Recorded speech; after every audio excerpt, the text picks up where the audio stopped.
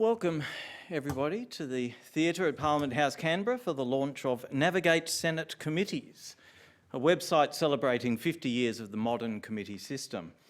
We meet here today where people have met for many thousands of years, and I acknowledge the Ngunnawal and Ngambri peoples who are the traditional custodians of the Canberra area, and I pay my respects to elders past and present of all Australia's Indigenous peoples. I also extend those respects to other Aboriginal and Torres Strait Islander people here today or watching this launch online.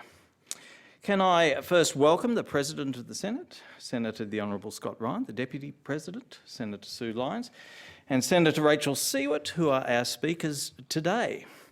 I'd also like to, I should say, for those that don't know me, I don't think there's too many of you, my name's Richard Pye, I'm the Clerk of the Senate. I'd like to welcome my predecessor, former Clerk Dr Rosemary Lang, former Deputy Clerk Maureen Weeks, and former Usher of the Black Rod, Brian Hallett, each of whom in their day have also led the Senate Committee Office, which provides Secretariat support for the lion's share of Senate committees. That's where the magic happens. Committees have always been part of the Senate. A range of domestic standing committees were set up within a month of the Senate first meeting in 1901. And that same year, the first Select Committee was established to examine steamship services between the mainland and Tasmania. One of the architects of the modern committee system was the 8th Clerk of the Senate, J.R. Odgers. On a study trip to Washington DC in 1955, the then second clerk assistant was so impressed by the watchdog role of congressional committees that he recommended the Senate adopt a similar model. As newly minted clerk in 1965, Odgers took the rather unorthodox step of making a personal submission to Cabinet, presenting a case for an expanded Senate committee system. The Cabinet, concerned that his proposal would substitute Senate control for government control, decided it would not receive the paper or take official cognizance of it. Hard to imagine the executive government dismissing the recommendations of a Senate clerk, but I digress. The modern committee system was born on 11 June 1970, when the Senate adopted two resolutions. On the one hand, establishing legislative and general purpose standing committees to inquire into government activity and legislation across 7 subject areas, and on the other hand, to establish 5 estimates committees to examine government spending. Of course, at the time it was widely expected that only one of those resolutions would succeed, so in many ways the Senate adopted 2 committee systems for the price of one. That's another story. 50 years and thousands of committee reports later, it's hard to imagine a Senate without its committee system, which has become a keystone of parliamentary inquiry, scrutiny and accountability. We have 3 speakers today, followed by a demonstration, a show and tell of some of the features and the content of the new website, technology permitting. It's my pleasure then to introduce our first speaker, the President of the Senate, Senator the Honourable Scott Ryan.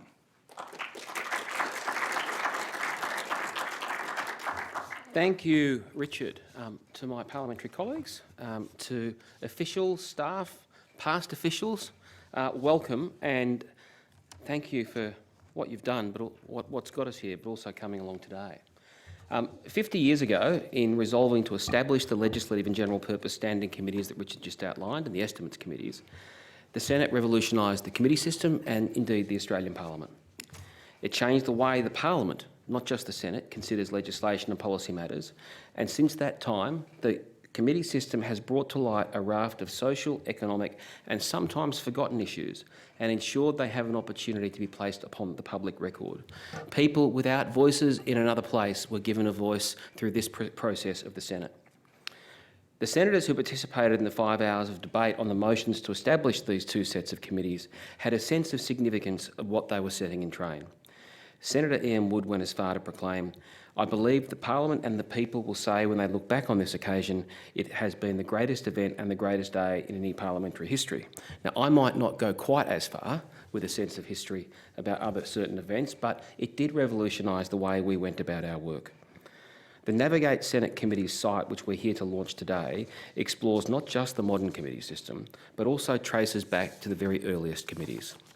Among the first of these was the Standing Orders Committee, later renamed the Committee on Procedure, now chaired by the Deputy President, which was charged with recommending the rules under which the Senate would first operate. Its role has evolved, of course. One of its most recent tasks in the time of the COVID-19 pandemic was to make recommendations to the Senate on something we probably never imagined, which is the remote participation of senators, and also to consider the impact of executive-imposed restrictions and state and territory-imposed restrictions on travel and attendance at the Senate, a significant issue for senators this year. In the first 60 years of the Senate's operation, referrals to committees were generally quite sporadic. Although the first bill was referred in 1904, attempts to refer legislation to committees were generally resisted by government senators, perhaps referring to the sentiment that Richard expressed before, governments not being as keen to substitute Senate control or parliamentary control for government control. Yet today it is routine for committees to consider bills. It seems incredible that in 1951 it was actually the referral of a bill that formed part of a trigger for a double dissolution election. By the 1960s, attitudes began to shift. Senators became more active as a number of select committees produced bipartisan reports that helped shape public policy. Some of these issues do sound a bit bizarre to the modern eye, like the metric system, the container method of cargo handling, but some of them are still challenges today, such as Australian television production and offshore petroleum resources. The experience of serving on these committees convinced many senators that the then clerk J.R. Odger's proposal for a standing committee system had merit. Indeed, I also suggest that some of the news coverage of what was happening at the same time in the United States also gave senators encouragement. The establishment of the modern committee system has had, as senators like Ian Wood predicted, a major impact. In the nearly 7 decades prior to the change, Senate committees produced about 120 reports, compared to 5,500 since. Public hearings increased from 500 to 7,000. And it is a feature of the Senate and the Australian Senate that our committees travel to the people. They travel all around the country. We don't make everyone come here. And now, with the advent of virtual participation, we hope to augment that to ensure that there are even more voices that might not otherwise get an opportunity before their parliamentarians to put an issue, have the opportunity to do so. Navigate Senate Committees provides links to every single one of these reports. It is an incredible resource that collates and repurposes data and statistics collected by the Senate Department over many years relating to committees, inquiries, reports and hearings. It shows how the shape of the committee system has changed over time and puts committees in their historic context, and as well as visualising the work of committees as represented by hearings held around the country and the production of reports. It utilises the Parliamentary Library's Parliamentary Papers Digitisation project to link to every Senate committee report published in that series. It showcases also a wealth of photographs produced by AusPic and its predecessors, as well as oral history recordings, many of which were the product of a joint Parliamentary Library and National Library of Australia bicentenary project. A timeline showcases inquiries of enduring interest that reveal not only the effective work of Senate committees, but are a reminder of the political, social, cultural and economic evolution of our nation and our national attitudes. Accompanying the site is the hearings map, illustrating 119 years of Senate committees on the move around the country, allowing Australians to have their voices heard. It reveals that there have been over 7,500 hearings in 190 locations around Australia. I must say that one of the downsides of being a president is actually you don't get to serve on the committees in the way you used to. And in fact, it was one of the things I even missed when I was a minister. My first few years here being in opposition, I travelled around the country, met communities and heard about issues that a boy growing up in suburban Melbourne would never have heard. And it is one of the things that makes our Senate unique. It gives people the opportunity to experience things, perspectives, people and places that a lot of politicians never would. As this site demonstrates, Senate committees have and they will continue to play a central role in gathering information, informing Parliament and engaging the Australian public in policy. recommending reforms, redress, solutions, even differing ideas to issues facing Australians. Committees and the senators who serve on them help shape this nation. The Senate is unimaginable without committees. There's almost nothing in the parliamentary world like our Senate estimates process. And I know they'll never admit it, but on the other side of this building, those in the House of Representatives secretly wish they could have an estimates process. But I do want to make a special acknowledgement, as I did in the chamber in June, and to follow on from what the clerk said. Every senator knows that the staff of the Senate are absolutely critical to the work that we do. Our staff work for us. You work for the institution. Every one of you who's served time in the committee office has brought to bear an incredible ability to condense information and write coherently in a small period of time, encompassing and drawing in ideas from so many different people. We know, all of us who value the Senate committee system, just how important the work of the Senate committee staff have been, and for that, this is a project that acknowledges the work that you have done to support our elected representatives and make the Australian Senate such a unique chamber, such a unique part of any Westminster Parliament, and such a critical and important part of ours. Thank you very much.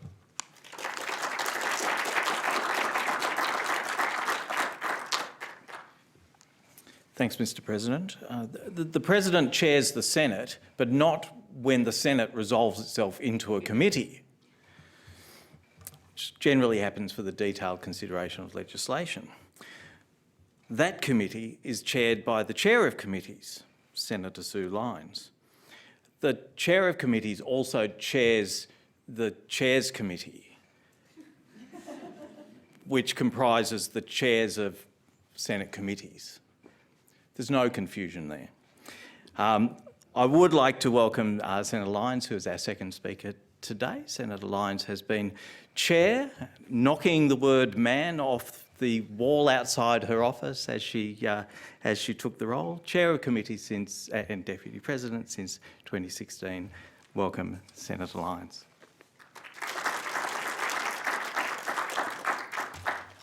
Thank you very much, Richard, and thanks, Scott, for your remarks, which I join with. I certainly endorse everything you said. It is wonderful today to be joined by some former clerks in Rosemary, Maureen and Brian, and also to have Jackie here, because one of the things that I would say as a senator, if you imagine a duck sailing across the pond and the upper part of the duck is still and serene looking, and then underneath the legs are working furiously, which is all of the work that you do every day to make us look really good. And what comes into that in a very big way, as Scott says, is the work of the committees, which is absolutely incredible.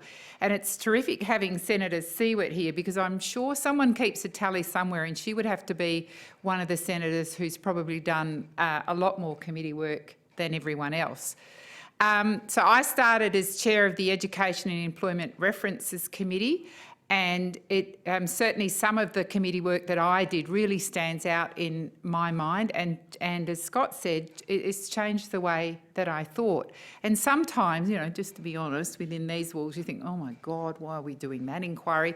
But you always learn things. There's always something that you didn't know and something that you learnt. But some of the committee experiences that stand out for me particularly was in the way that Scott described, in that we go all over the place as committees, and I've certainly been to places I would never have visited as a private citizen, but it's the people coming to us to give evidence. So when we set up the inquiry into children with disability in education, which was truly a real eye-opener for me, people that we consulted with insisted that we hear from those children. So we had those children come and give evidence to us as a committee, which again was challenging for the Hansard people in the room, but nevertheless it was very important to hear their voices, because they experienced firsthand about being a child with a disability in education.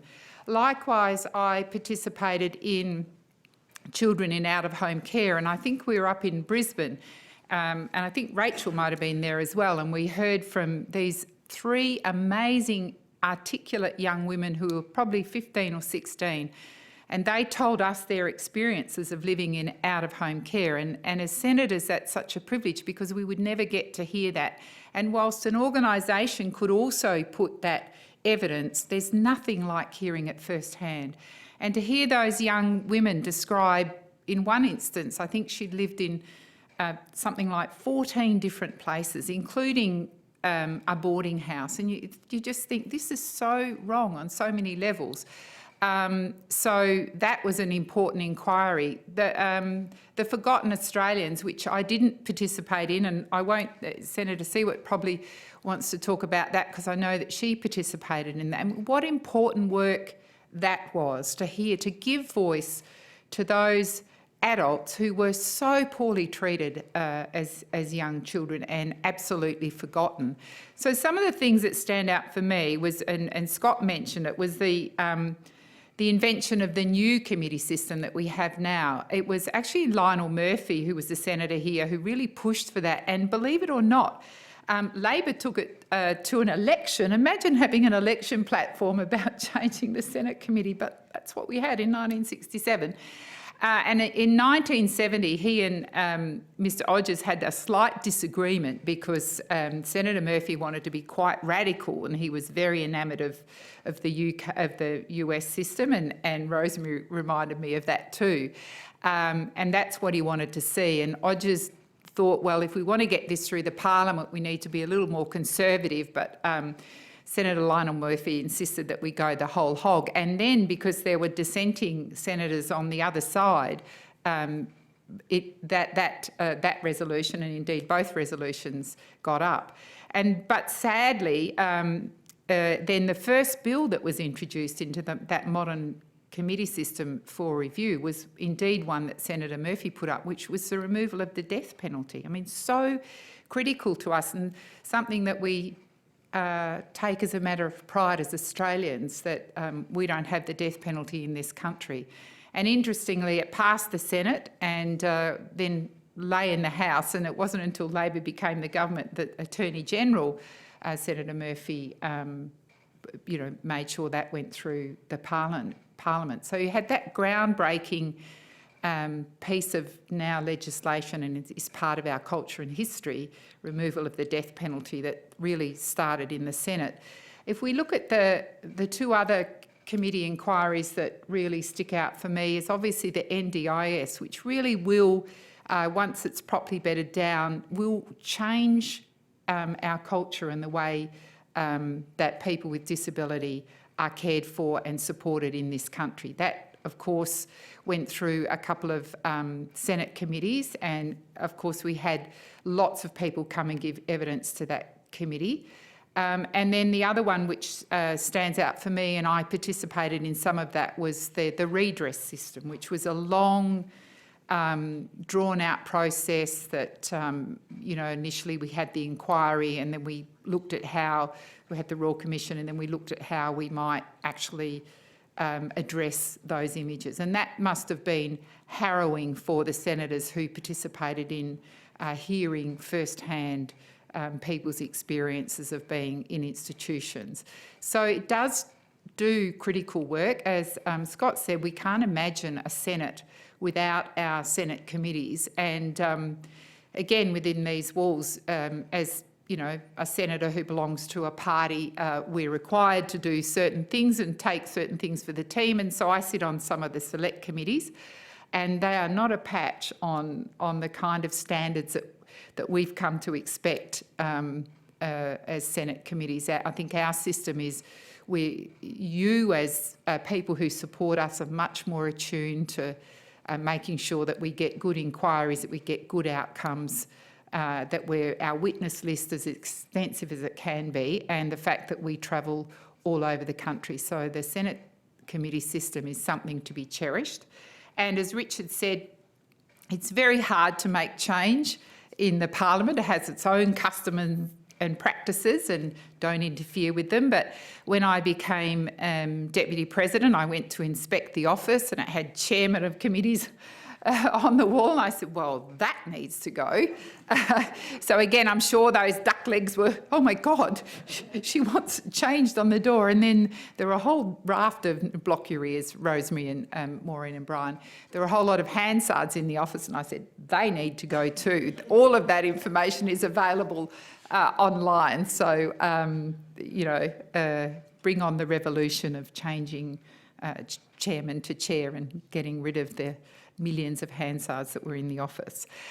So look, congratulations on the work that you've done on this. I look forward to having a much more in-depth look at it. One of the things I like now, I'm sure Richard's done that to make sure his budget keeps intact, is when you open up the Senate page, it tells you how many inquiries there are. I'm sure there's a method behind that.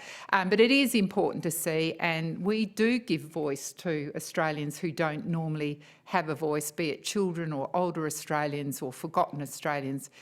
We give them voice, and you know, we've been all over the country, and it's a critical element of this parliament. So thank you very much and congratulations.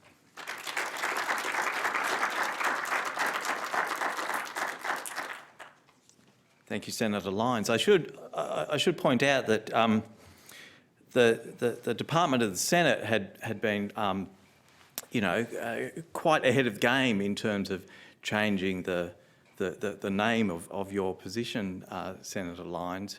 The Parliament had gone so far as to change the Presiding Officers Act so that it referred to the chair of committees. The Senate standing orders were amended many years ago to change it to chair rather than chairman of committees. It just took a while for the walls of the building to catch up. Just one of those things. Infrastructure's harder to change than you would think. About halfway through its existence, the structure of the Senate's committee system was transformed by a development which set it apart then and continues to set it apart now from most other parliamentary committee systems, particularly those of Westminster-style lower houses. In 1994, the Procedure Committee recommended the adoption of a twinned committee system with legislation and references committees across what is now 8 subject matter areas, with the chairs of those committees allocated roughly proportionately to party representation in the Senate. This provided considerable autonomy, in particular, to the Senate's references committees, which undertake wide-ranging policy inquiries on matters selected by the Senate rather than by the government. Our third speaker, Senator Rachel Seaworth, is the longest-serving member of the Australian Greens, and because of the existence of the twinned committee system, has chaired the Community Affairs References Committee since 2009. Please join me in welcoming Senator Seaworth. Thank you, Richard. And before I start, I'd like to acknowledge the Ngunnawal and Ngambri people, the traditional owners of the land on which we're meeting, pay my respects to elders past, present and emerging. And I'd also like to thank Richard for hosting this and introducing me. Hi, Rosemary, Maureen, Brian, President and to the Deputy President. They're both hard acts to follow, by the way. When I was asked to speak, I accepted with a great deal of gratitude of being asked, but also very willingly, because I think the committee system is, as was articulated earlier, a keystone of the Senate. I can't imagine our Senate, or in fact our Parliament, without the Senate committee system. I think it gives voice, for me, it gives voice to the community in the Senate. It brings the community into the Senate and it takes us out.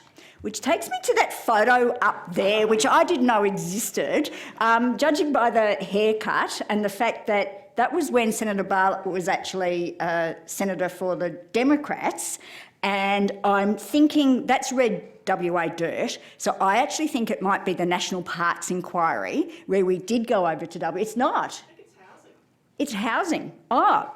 Because it looks like the National Parks Inquiry that we're on over there. It was certainly when Senator Bartlett was a senator for the Australian Democrats. Check it on the Let's check it on the website. But it does take me back, and it does remind folks that we actually do get out. And it reminded me, if it was that inquiry, that we actually held a Senate hearing on the veranda of Mugana Pastoral Station in the Gascoyne Murchison in Western Australia, which just demonstrates how we get out. We've had hearings literally all over Australia, and it does actually make people feel more welcome when you're sitting on someone's veranda talking about their country. It does make people feel welcome. But the committee system, as has been articulated in particular, in terms of the legislative approach, allows us to rigorously, or try as hard as we can, to look at legislation. And it's certainly the case that the community views legislation with different eyes to senators, and also they're the experts in their area of expertise, and allows and enables them to bring that. But I particularly wanted to talk about the references committees. And Senator Lyons mentioned the Forgotten Australians Committee. Now, inquiries on that. Because for those that have been around a while, they will be aware that there was in fact 3 Senate inquiries into Forgotten Australians. And we just kept going. I chaired the 3rd inquiry. The other 2 were prior to me coming in here. But those of us that were committed to these issues just keep going, and the Senate kept going until there was some outcomes from that 3rd report. But it wasn't just the 3rd report, it was building up on the momentum. And we know that from all of that process, and I'm very sure that if the senators and the Senate had not been working with the community, we wouldn't have got that issue onto the agenda and progressed it to the apology. It's the same with the apology to the mothers and the fathers and the families of those that forced adoption was inflicted on.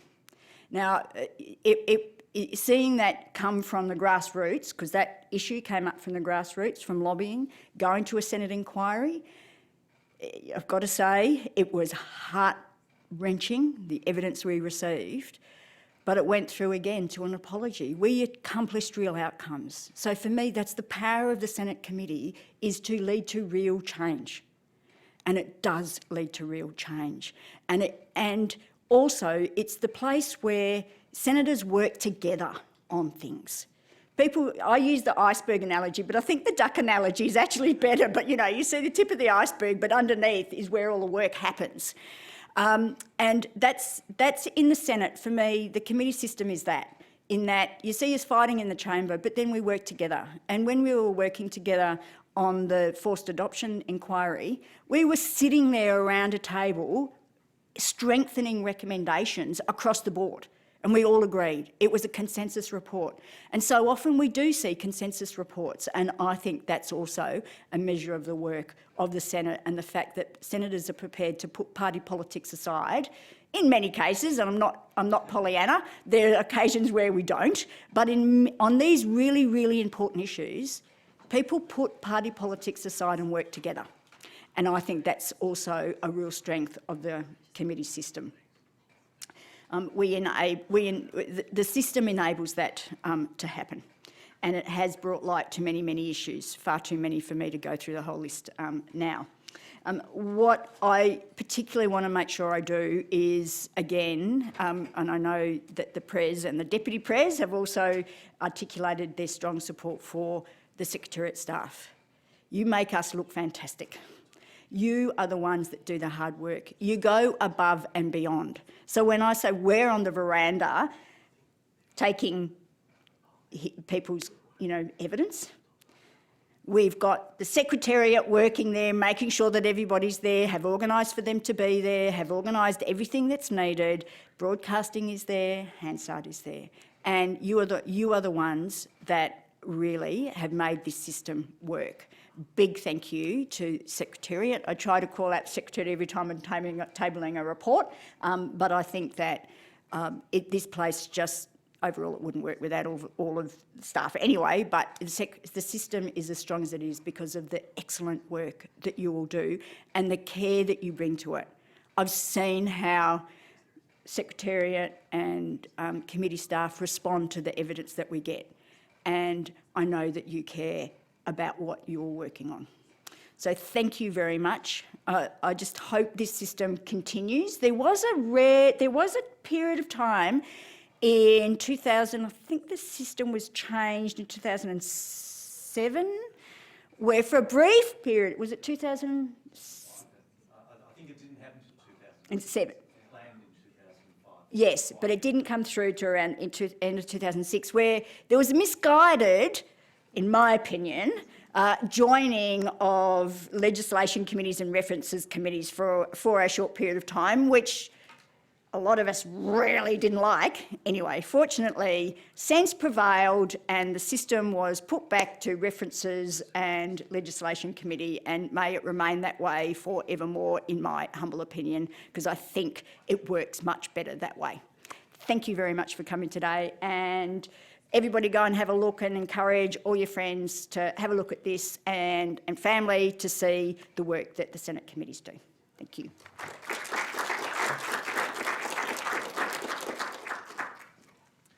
Thank you, Senator Seaworth. If I could now invite to the podium, with fingers crossed for the IT, Paula Waring. Paula Waring is an officer of the Senate Department, a long-standing officer of the Senate Department, who was the Assistant Director of Procedure and Research through most of the period of the development of this resource. She escaped just moments ago to try her hand in Senate committees, which is just wonderful. Paula's going to give us a bit of a demonstration of some of the features and content of Navigate Senate committees. Thank you, Paula. Thank you very much. Okay, just a second.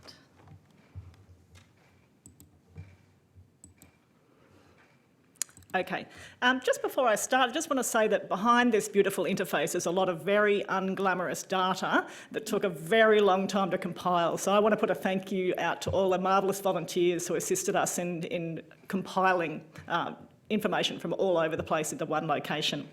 The second thing to note is that this works best in Chrome or Firefox or one of the modern browsers. So if you're not having much luck, it could be that your internet browser is just a little bit old. Okay, so I'm going to start off and show you this. This here is our landing page, which we put together for the 50th. So this is under Senate, News and Events.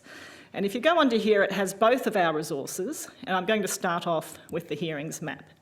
So the hearings map was put together with the kind assistance of the Parliamentary Library, and so we have great thanks for them assisting with that.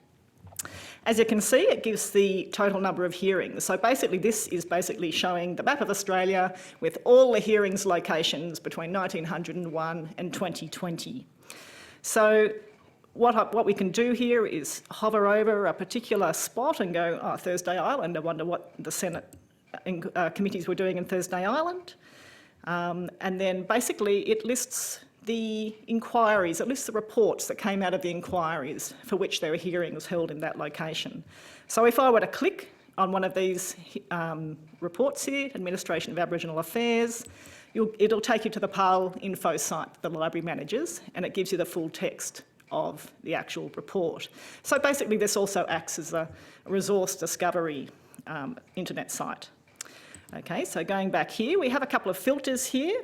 So this is looking at all subjects, but I can go, or let's have a little look at rural affairs and see what kind of locations that we had for that. Now, it's not very surprising that rural affairs went all over the country. That topics for those inquiries went to lots of small locations. But if I want to check here and have a look at law and order, clearly law and order is a capital city problem because there's not much anywhere else. So dropping into all subjects again. The other filter we have here is by year. So while the default shows every single year to date, we can take the tick off all, have a little look down here and have a little browse at what the Senate was getting up to in 1901.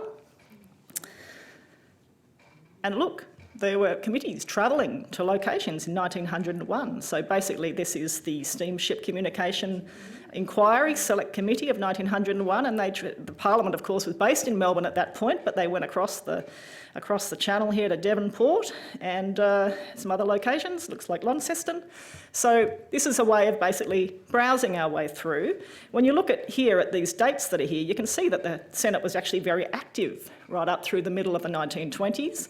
Hit the 1930s, they suddenly did no work in the way of committees. The 1940s didn't even get a look in. Basically, it wasn't until about 1966 that there were committee hearings from every single year.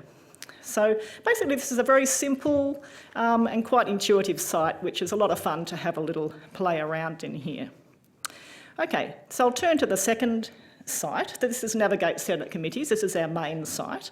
I'll take you through a few of the features here. So this basically is a committee map. So what we did here is, this is the family tree of Senate committees. It's a genealogy. We looked at every committee and said, what was their parent committee? What was the child committee, the next name change that came after that? And we tried to document it.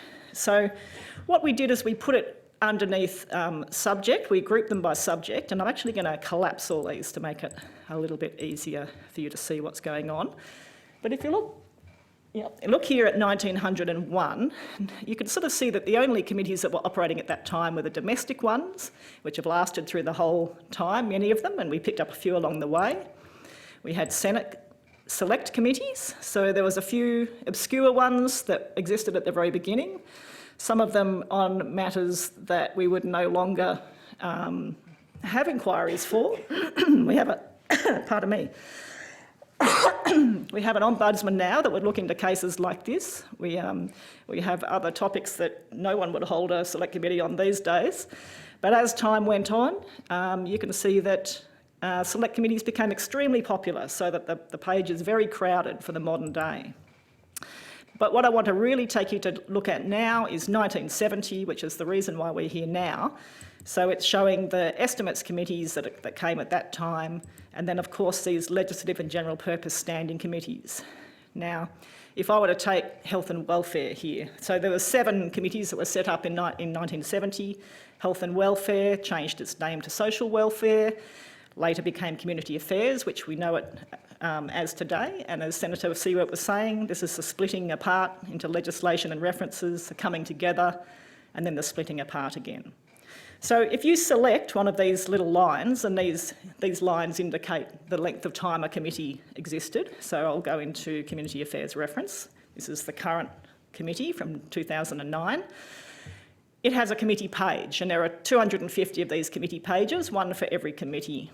So you can see that we have information on the chairs. This particular committee had very stable chairpersonship there. So if you click on there, you'll get some biographical information about Senator Seaworth.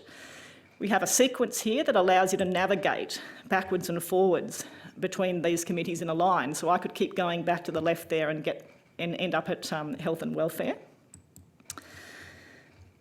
And then essentially we have a carousel here where we can put any images. What we're using this page for is a place to hang multimedia information about committees, anything that we've been able to collect that gives information about what this committee did. So there's a nice photo there.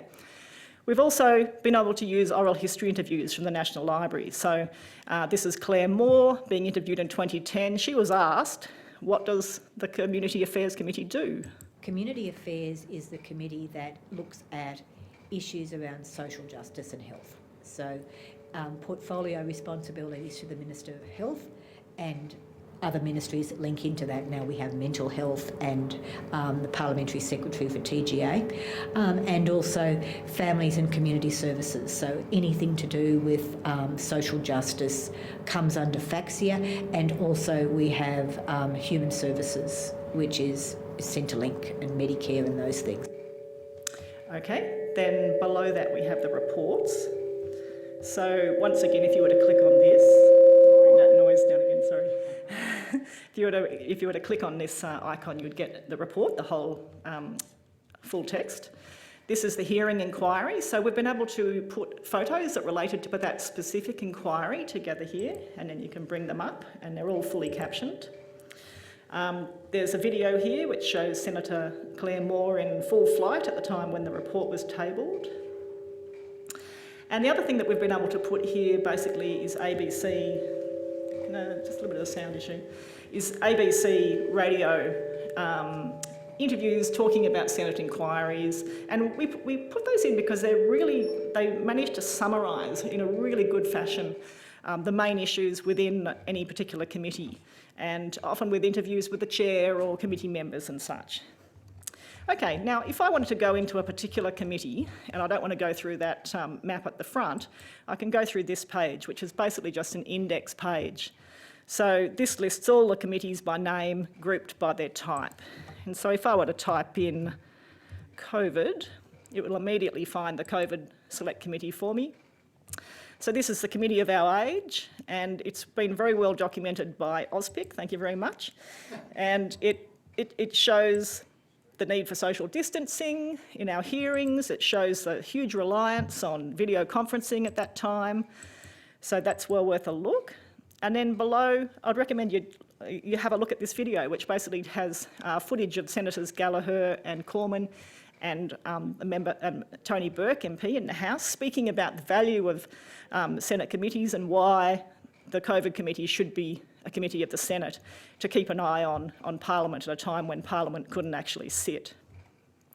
I've left the best till last. So this is our committee timeline. So basically what we have here in the middle is a timeline. Above it, we have events that were important in the history of the committee system. So as you go along, you'll see establishment of the first Senate committee, referral of bills to committees, and then as you keep going, you'll find the establishment of the Standing Committee on Regulations for Ordinances, for instance. So if we were to go in there, you'll find out why this is the most successful committee in the Commonwealth Parliament, according to former Clerk Odgers. You can navigate backwards and forwards within that track. And this particular entry is very rich in oral history. So, for instance, this long-standing chair of the committee, Senator Wood, basically got into all sorts of trouble. He's a government chair and got into trouble with the government because his committee was constantly wanting to disallow the government's own regulations. And he was able to really convince the committee that the important functions of the committee was such that any decision of the committee should be considered a decision of the Senate. So that's tremendously important. Going back to the start of the timeline again, the second half of the timeline has, and in my view this is the best of the site, basically highlights 30 landmark outstanding reports, and it's here that we've really sort of been able to contribute some quite original research in describing these. So I thought, because we've been talking about the apologies, I'll take you across to 2001. No, keep going. Okay, so here's the first of the trifecta of Senate committees that resulted in an apology, and you'll see that we've actually put the apology itself and a transcript down the bottom.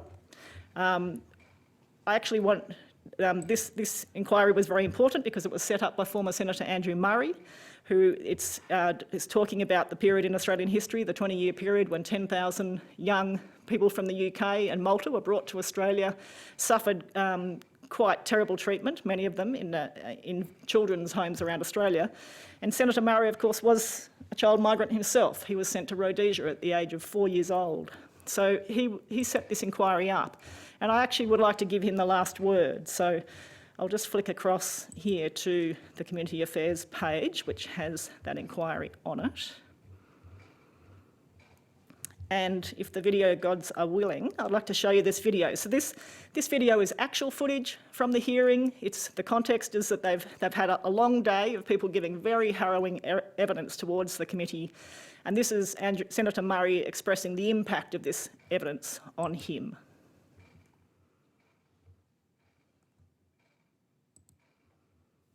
I think the line of questioning of Senator Knowles is an extremely productive one, because it's been a problem we've faced as a committee, is not just trying to understand why it happened, but why nothing was done about it when it had happened.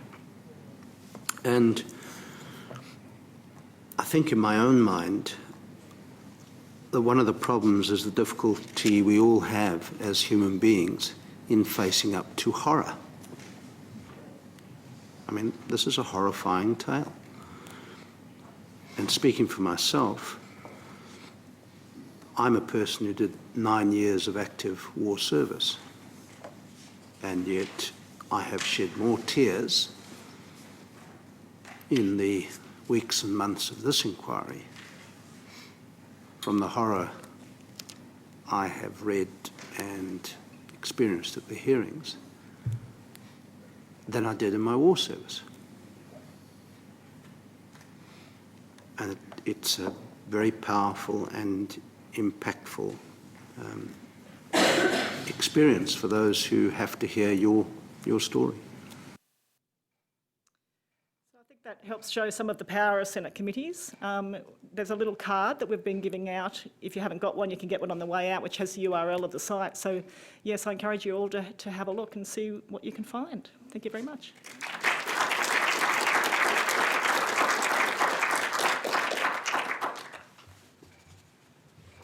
Thanks very much, Paula.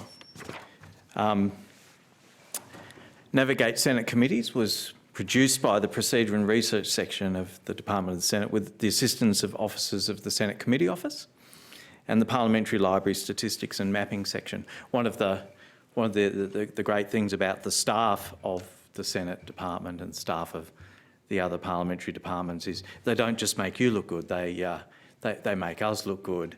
One of the first conversations I had in 2017 when I took over as Clerk of the Senate was around what are we going to do for the 50th anniversary of the Senate committee system? And I went, let's build a website. Let's be modern. Let's build a website, a really rich and beautiful and detailed and original resource about the work of Senate committees. That was the end of my input. I thought that was pretty good. But that was the end of my input, and very much Paula Waring has been the driving force behind the concepts, the design and the features of Navigate Senate committees. And I'm so proud and grateful of the thought and the original research and just the persistence to deliver such a beautiful and rich resource. And I'd really like you all to join me in thanking Paula especially for that work. Who knows what she'll do in the Senate Committee office. Thanks do go to many, many other people besides Paula. I'd like to mention some of the people who assisted with the design and with the content of the site. Paula, of course, Ruth Barney, Rebecca Hudson, who we've lost to DPS, but she's always welcome back. Rebecca, if you're here today. Liz Koshel, who did an amazing amount of work in relation to the design and content of the website in her time here. Are you here today, Liz? Where's Liz? Oh, hello, Liz. Welcome back. Margie Jones, Alice Clapham, Meredith Bond, Cheryl Hardiman, Kate Morris, Sophia Moffat, Michael Lynch, Alexandria Moore, Matt Keel, Wendy Mackay and Terry Bunter and Louise Jordan from Spire, the staff at IceLab, who did the design and development and technical behind the scenes work, and our colleagues in the Department of Parliamentary Services, Chris Giuliano, Chris McGahn, Grisula Giopoulos, Monica McKinley and Eric Eichinger. Thank you all for being here today. It's tremendous to finally launch the website. We were hoping to launch it earlier in the year and COVID came along. One of the other activities that we had intended alongside the launch was a panel discussion featuring some former senators, former Senator the Honourable Judith Troth, Claire Moore and former Senator John Wacker Williams were dead keen to participate in a panel that we had to unfortunately set aside because of COVID travel restrictions at that time of year. Fingers crossed we'll be able to do something with that trio of former senators next year. It just remains for me to thank you all for being here today and to encourage you to please have a look at the website. It truly is a beautiful and rich resource, which we will continue to keep up to date as the next 50 years of the modern committee system transpire. Thank you all. Cheers.